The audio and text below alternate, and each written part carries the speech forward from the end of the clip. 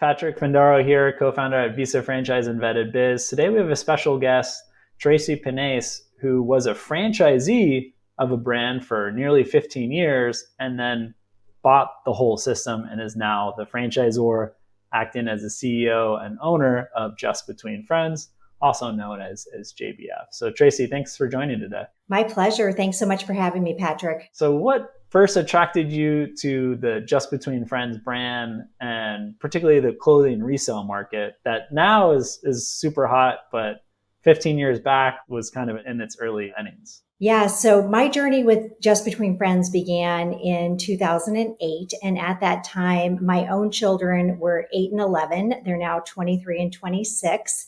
So, as you know, as a parent yourself, kids grow fast. And so I found myself in the spot that most parents are in where they're constantly outgrowing their stuff, or as they got a little bit older past those toddler years, out loving those items that still had a lot of life in them. And at that time, although I was working in corporate America, my background is in sales and marketing. My husband and I had invested in another franchise brand in 1999 when I was expecting my first child. And so that's kind of where I caught the franchising bug. We owned a company called Cookies by Design, and my husband and I ran that together until my background, I'm a builder, right? And so I like to build things up and then move on to the next challenge. And so we built up our cookie business. We had no experience. We didn't bake. We didn't do any of the things that you would think were necessary for success, but somehow we found success in that arena. And I had an opportunity to go back into consumer marketing for a company that manufactured cookie cutters. And so I was like, well, this is a perfect fit. We could continue to own and operate our cookie business, and I could go into consumer marketing. And I went back into the corporate world. And I always really missed that entrepreneurial aspect of what we did with the franchise system. Although I was involved as a spouse, it wasn't really the same. And my husband received an weekly update from the International Franchise Association about an emerging brand called Just Between Friends. And he said, this is something that I think you would really like. Because at that time in 2008, JBF was being marketed as a part-time mompreneur opportunity, and it was seasonal. And so I'm like, that sounds really interesting. And then a couple of days later, there was a segment on Good Morning America about Just Between Friends. And so sometimes we're tapped, sometimes we're pushed. And I was like, I think I should look into this. And we did. And there were no franchise locations in the state of Pennsylvania. I had never been to a consignment sales event. I had frankly never consigned any of my kids' items. I took them, like a lot of people do, to Goodwill or gave it to my neighbors or my sisters or, things like that. I just frankly wanted the stuff out of my house. And so the more I thought about it, I thought this really solves a problem, and as a sales and marketing professional, that's what we do, right? We seek to solve consumer problems. Just a little bit more research. And I was probably like the fastest franchisee ever to sign on the dotted line because it just made so much sense to me. And it gave me the opportunity to jump back into franchising without being full-time because our model is seasonal. It doesn't require bricks and mortar. It was just a really easy decision at that time. And I've since gone on. I had one unit and then 2 units. I also had a business partner at that time. And so she was able to be kind of the forward-facing part of the brand for a number of years. And we were able to navigate that pretty successfully until our business started to really take a very upward growth, which is what we all want as franchisees, is to have that exponential growth. But she was more aligned with that seasonal part-time mompreneur. And I was like, let's go, we're all in. And so it was really a good opportunity for us to go our separate directions. I was able to leave my full-time corporate job. This was in 2015. She was able to exit. We're still great friends. And so that part of the relationship remained intact. And so I doubled down on Just Between Friends and bought 2 additional units. So at one time we had 4 territories in southeastern Pennsylvania. And that was really how my journey into JBF began.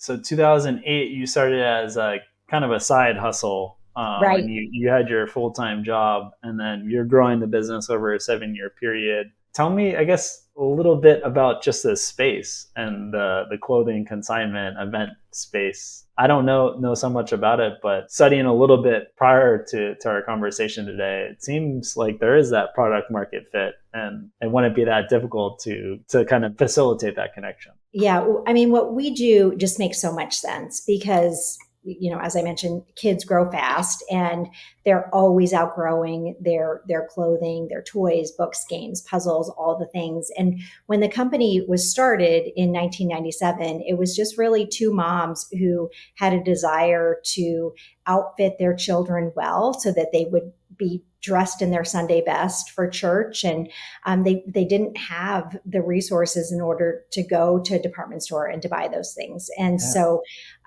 they had a need, and then they found that other moms had a need. And so they literally, our company was started in their living room where the silverware drawer was used as a cash drawer and their garage and became their showroom. So, I mean, it really, in the beginning, was kind of an upscale garage sale. We've since evolved quite a bit from those humble beginnings, but the general concept and the premise has remained the same: is that we exist to help families say yes. It's families who want to say yes to name brand items for their kids. They want to be able to say yes to quality and to safety checked items and things like that.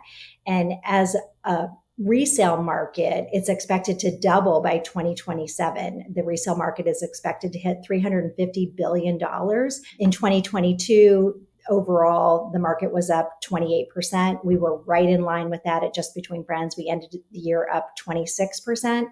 So we really rebounded from COVID, which affected our industry hard, and not necessarily resale, but the model of Just Between Friends, because Man. we're event based. It was difficult. We're an event based business where we don't have a traditional brick and mortar. We are in and out of large expo centers or sports complexes, things that during COVID were completely shut down. So we had to pivot to essential retail, but we were able to do that successfully and then come back into an economy where there's shortages of everything, people, supply Yeah. chain issues, as well as recessionary times and rising prices, where people are like, wait, this really makes sense. Why do I want to go out and buy all new things for my 2-year-old who's outgrowing them every 4 months, right? Yourself, having a 2-year-old, that's really not Piece smart. by piece is okay, but like they add up. Absolutely. Yeah. And families who shop our events, they can clothe and entertain their kids for the entire season for $100. So our events happen traditionally twice a year. Again, during COVID, we learned that we didn't have to limit ourselves to 2 times a year. So many of our franchisees are now doing 3, or we even have one franchisee that did 5 events last year in one territory. So that was kind of the upside of a challenging situation during COVID. Tell me the seasonality of the business. Like when is like the one big marquee event? Some franchisees are doing more, but like when's like the best month to hold the event, and what does that event look like? Yeah, so our events, our franchisees have a minimum of 2 events a year. And so based on seasonality. So it's spring, summer, which typically for most of our locations is anywhere between March and like late May Okay. is when those typically happen. Although we do have some, depending upon the climate, like in Florida or Arizona, some of those franchisees will have their events in February. If you're where I am in Pennsylvania, typically those can go into late May. But that's the window for the spring, summer sales. And then our fall, winter events, those typically take place between August and October. And we've started to layer in some additional events for back to school as well as holiday, because we find, again, they're spending a lot of money on this stuff that they can use backpacks or, school supplies, things like that, in addition to clothing and shoes. But you asked about what an event looks like. It really varies because we don't own our venues. We're renting large spaces for a really concentrated period of time. It's typically a week, and our minimum square footage requirement is 10,000 square feet. And then some of our larger events are up to 80 to 100,000 square feet. So think of it as a really large department store. Everything is organized by size, by gender, by category. So parents can not only save money, they're saving anywhere between 50 to 90% on things that their kiddos need or want, but they're also saving time because they're able to get it all done One in shot. one spot. Yep, one stop shopping for everything that they need. I can relate to that. Yeah, because my wife, I say me and my wife, but mostly my wife, it's like every week there's something that we're buying. Where if it's just like all packaged together every 6 months, it'd probably just be easier for everyone and save a lot of money. Absolutely. So it's consignment. So say I have some lightly used 2-year old shoes, I could work with a local franchisee in the Just Between Friends market. And if the shoes sell, I make some money, but if they don't, I get them back. How does that work? Yeah, it's a win-win. And so as a parent, you're able to gather up your items at home. And we have an online barcoding system where parents determine their own price. So you decide what you want for those shoes or clothes or whatever it is that you have.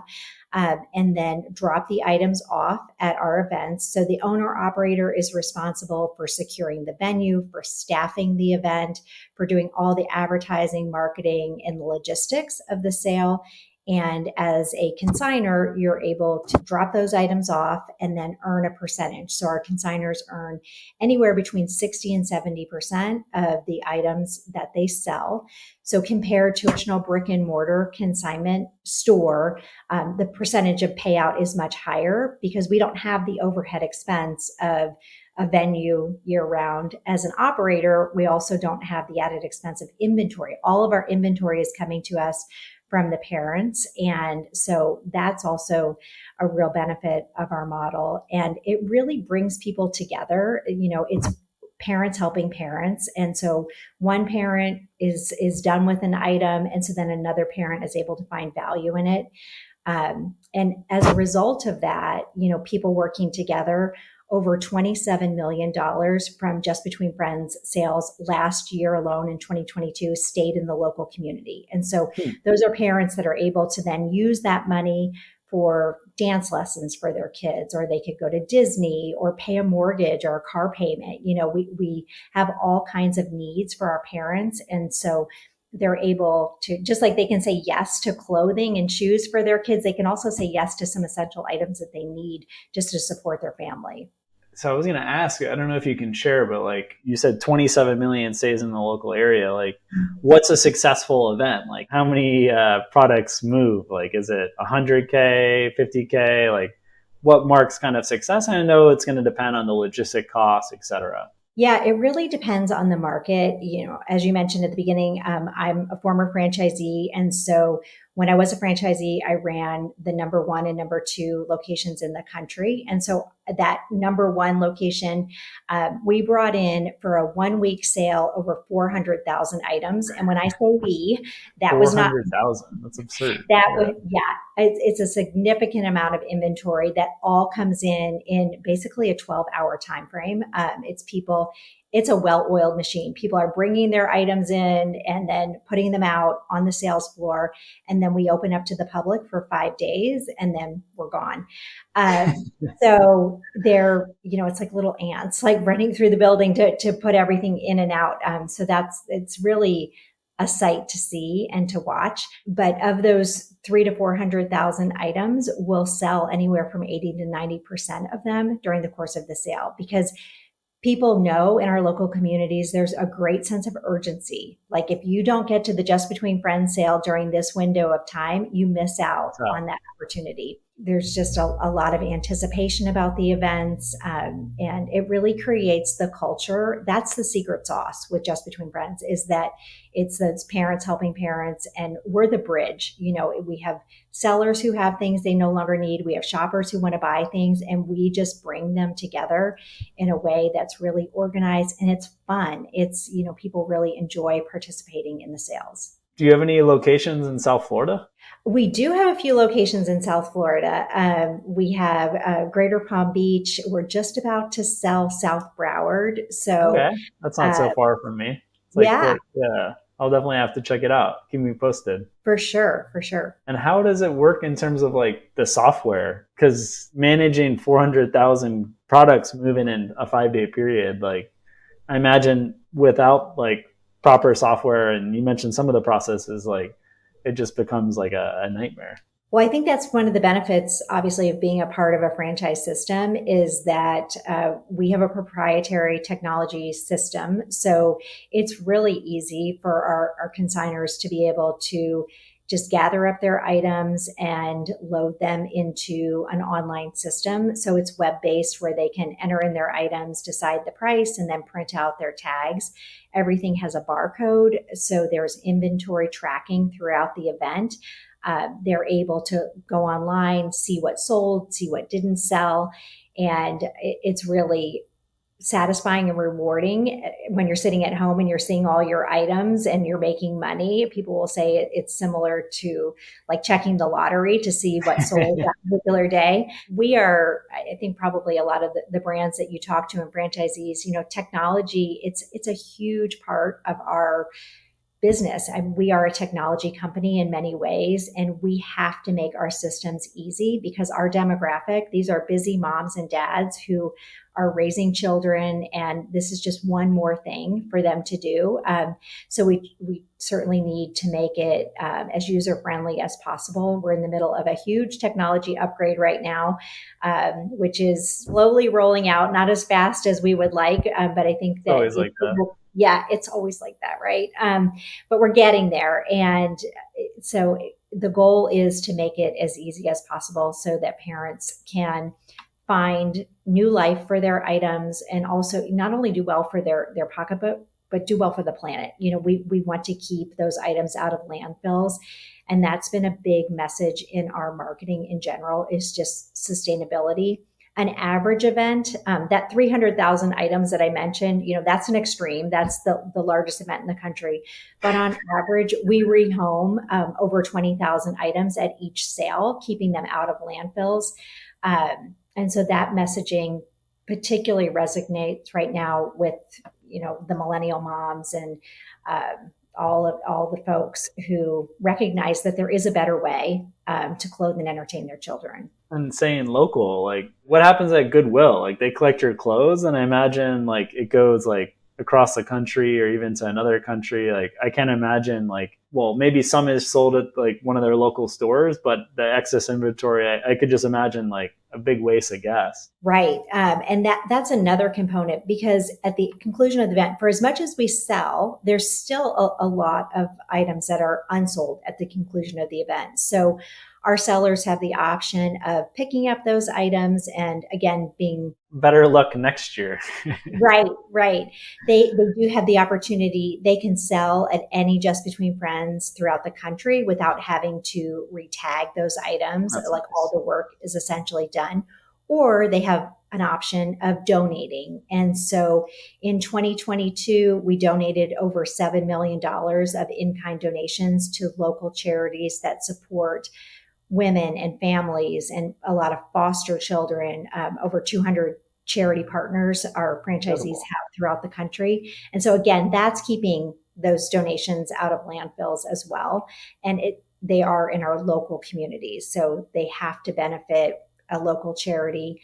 And so our franchisees really take a lot of just pride in that fact that they're helping their local community because our franchisees live in their communities. This is an owner operator model where they're required to live within a 30-mile radius of their venue. And so it's not, although sometimes people will be like, do you travel from city to city? We're like, no, we actually live here in this community. So that's a big part of our story is that Word of mouth must be huge for your business model. word of mouth is our best form of advertising because it's moms telling moms about, hey, I just found this resource called Just Between Friends. And like all brands, we invest a lot of time and resources on things like social media and paid advertising. But at the end of the day, it's people telling people about their experience at the event that really has perpetuated our growth. And how many current franchisees do you have in the system? We have 153 locations in 33 states.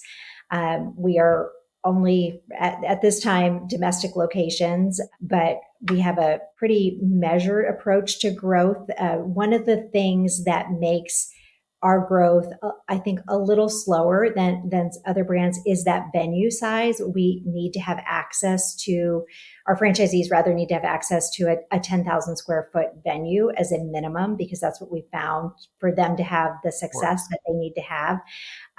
So sometimes that limits our ability to go into certain markets. But our goal for this year is 12 new units. We're right on track at the midway point of the year, and opening up in some new states as well. And of those 12, like how many do you think will come from current franchisees versus new franchisees? Yeah, a lot of our growth is organic. And so many of about 25% of our owners are multi-unit franchise owners. Again, I think that that's a little bit more challenging for a model like Just Between Friends as well, because we're so concentrated in a certain period of time, like that window of March to May, is there's only so many weekends in a year. At my peak, when we were doing 4 territories, it was challenging. It was going back to back to back. And so this business is, you are all in for that week. It's March to May. It's like there must be like Christmas lighting businesses or some businesses that are also seasonal on the more on the winter side and fall side. Right. Yeah, like a Mosquito Joe's or something like that. It's somewhat similar, but it's all in during that period of time.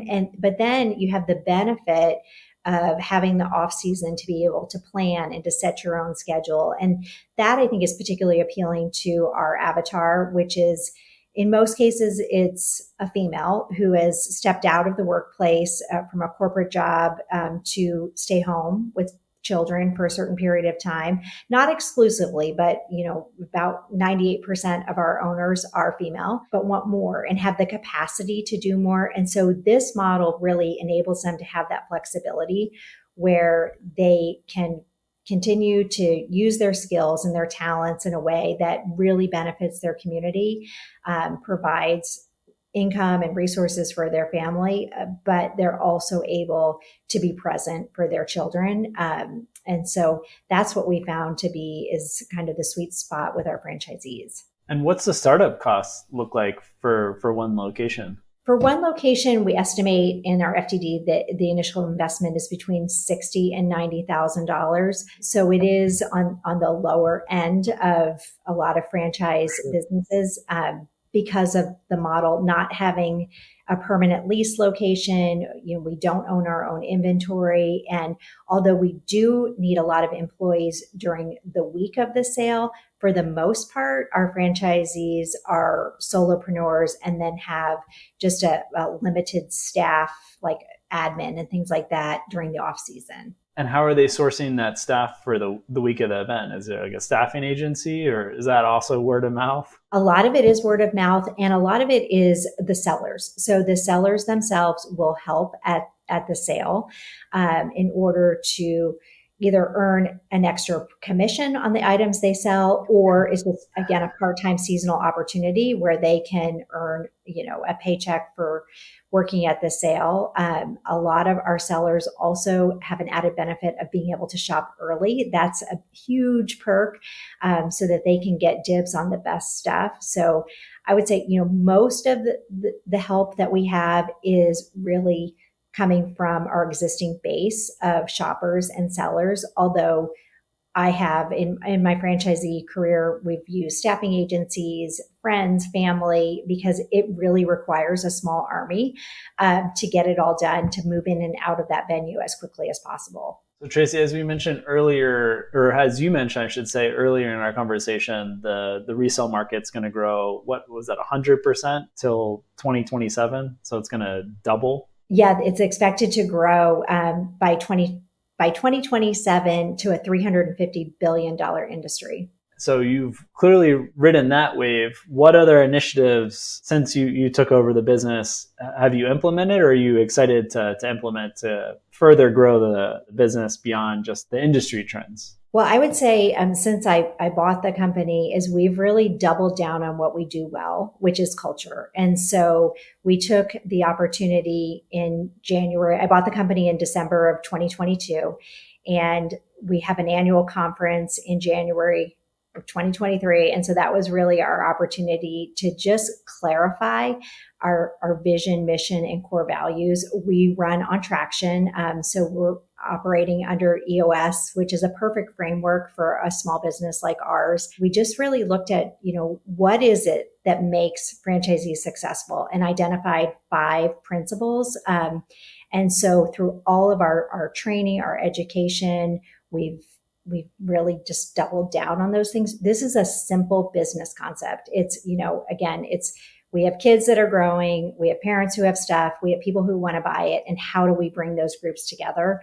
And so we've used this transition to really develop a cadence of communication where every single week there's some sort of training for our operators. It's either marketing, operations, or finance. And then we've got mastermind groups and goal groups and things, because although our business model is seasonal, we know that our business, it doesn't grow unless our owners are growing. And so we're providing them with the tools and the resources necessary in order to not only grow their business, but to grow themselves as leaders. So I think that's been the biggest shift or really priority initiative that we've had since the company was sold. Because I was a franchisee, I was very familiar with the challenges that we were facing, as well as the opportunities. And so that's been a really positive thing, is that I don't think we've skipped a beat since the transition from the founder who started this company in her living room to where we are today. Do any of the multi-unit franchisees have EOS, scaling up, or a similar type of operating system? We actually trained all of our franchise owners on EOS. So everybody has rocks, everybody has the cadence of communications with their meetings. We run all of our meetings on EOS. So if you're familiar with how the 90 software walks you through the segue, the issues, all of those things. Yes. I just had my quarterly meeting today with the leadership team. We Okay. do it's almost like scaling up. We took what we really like about EOS, and then we started doing scaling up. But yeah, they're very similar, the two systems. I love it. And we love EOS, and we have a hybrid approach for some things too. We'll use EOS, and then we've also incorporated a concept called success statements, where we're really defining what winning looks like for a role, a project, or a meeting. During our conference this past year, that was really the focus, was how franchisees can utilize these same tools in their day-to-day business practices. So it's helped us, back to that culture piece, language creates culture. And so we've had this common language of EOS, core values, vision, mission, and the direction of the company. That's been a really positive thing. And how did you go about, some of them have been with Just Between Friends since Shannon founded the company, and then you, as well as other franchisees over the last 15 years since you joined, have influenced that. Was there a franchise advisory council, or how did you determine, okay, this is our core values, let's narrow it down to these? Or how did you go about kind of redefining, according to the EOS system, kind of those key areas of your business? I think I'm curious by nature. And so as we got the actual sale of the business was a 2-year process. Sure. And I was really the only one that knew what was going on, other than, of course, the founder herself. So I was just, during that time, was just writing notes and, keeping track of things. I had a running list on my phone when people would say, we figure things out, or we're better together. Those are 2 of our core values. But every time I heard those things, it was like a tick mark. It was just like, oh, there we go again. We keep saying that. And so just really listening. Yeah, what our franchisees were saying, because as you know, core values, it's not what we say, but it's actually who we are. Yes. And so when it came time to really determine, okay, what are our core values? Because we had core values before. The problem was that they weren't sticky. Nobody could remember them. They were like sitting in a Google Doc that perhaps we didn't know where we had access to them, or it was printed on a t-shirt at one time, but we never really incorporated into that regular cadence of communication, the weekly L10, into just basically everything that we were doing. And so in January, our leadership team just we reviewed, all of these notes that I had been taking, that they had also been taking. And as a group, we collectively decided what those would be, our 4 core values, and we redefined our mission as well. And then we rolled it out at our annual conference. And I would have to say, there was a little bit of like, oh, I don't know how are people going to react to this, because there was a lot going on at the time, but it was a home run. I mean, everybody was like, oh, yeah, that Well, you're makes sense. listening to them for like 2 years. Right. And I think that came through. It was like, oh yeah, that is, it was easy to give examples It of wasn't just like Tracy in the cabin for a weekend thinking about what exactly, things are. exactly. So it seems like the Just Between Friends business model is pretty adapted, where you said there's maybe some women that had a grueling career, then have taken some time off to take care of their children and are able to work part-time in Just Between Friends, especially during that set. And then, like yourself, able to transition to a full-time and opening up additional territories. Of the 25% multi-unit operators, is that kind of the typical evolution where they started as part-time and then went to full-time, or did you have any that went right all in?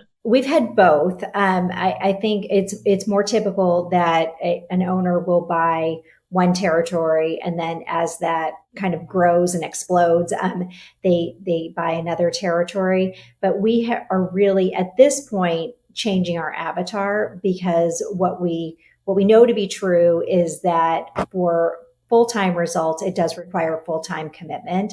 And although this business does only take place in person 2 or 3 times a year, there's a lot of coordination. There's just the logistics of planning a large scale event is all encompassing, especially if you want it to be on a grand scale where you're attracting thousands of sellers and hundreds of thousands of shoppers on a regular basis. So that's something that we've been working on as a leadership team, to really redefine what our expectations are for ownership in Just Between Friends. I think we'll see that continue to evolve as people are exiting the corporate world and looking for alternatives, because as we've discussed, the resale market is growing.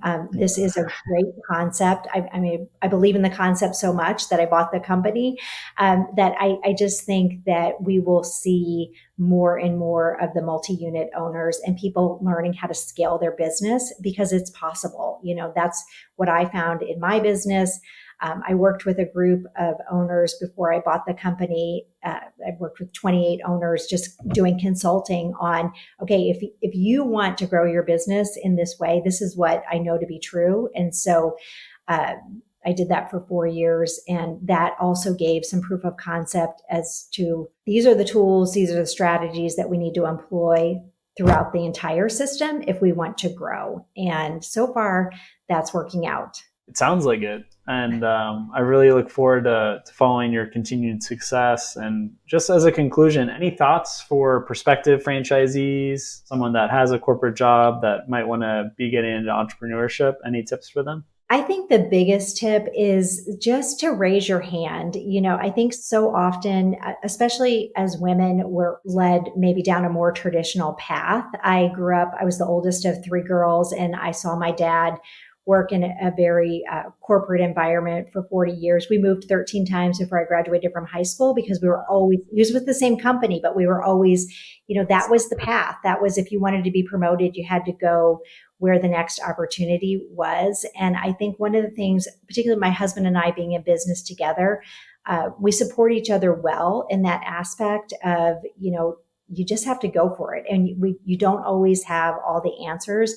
But being a part of a franchise system, you have the resources and the support necessary to be successful.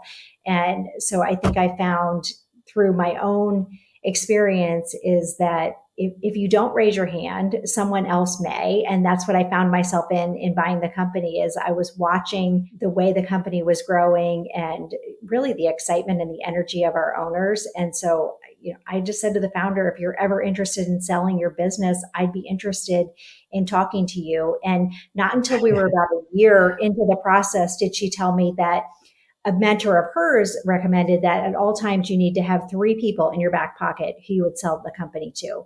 And I was one of those 3 people, although I didn't know that at the time. But had I not raised my hand, I don't know if we would be having this conversation today. So I would just encourage people to take calculated risks, and franchising is a great way to do that, because as we all say all the time, you're in business for yourself, but not by yourself. And I think that's so true. Yeah, and you're one of the few guests to also open up in terms of going into partnership with your spouse and kind of that family dynamic. And I don't think that should be underestimated. And one thing I've heard from franchisees where it hasn't gone well is they didn't include their spouse in the decision making of investing in a franchise. And all of a sudden they hit a rocky patch. And guess what? Your husband, your wife isn't so pumped, and you weren't really communicating all that this opportunity was going to entail, and that for a 2-month period, times might be tough. And as you scale up that business and push for that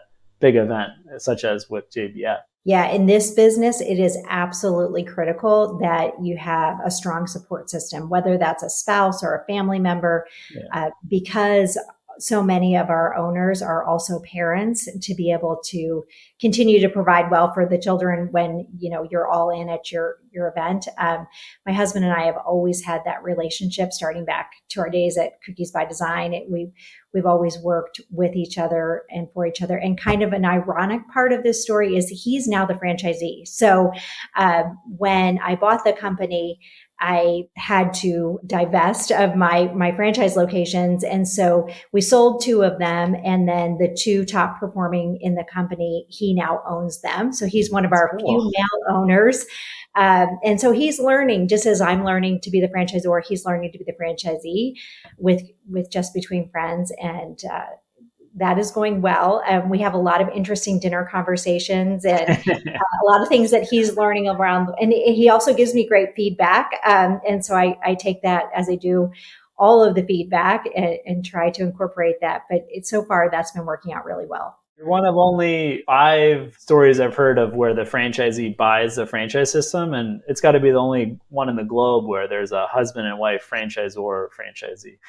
Well, that's good to know. I'll tell him that. He'll appreciate that he is one and only. Tracy, what's the best way for a prospective franchisee, someone that's interested in the JBF brand, to get in touch with you or a member from your team? Yeah, absolutely. Love to chat with anybody. The best way is from our website, which is just jbfsale.com.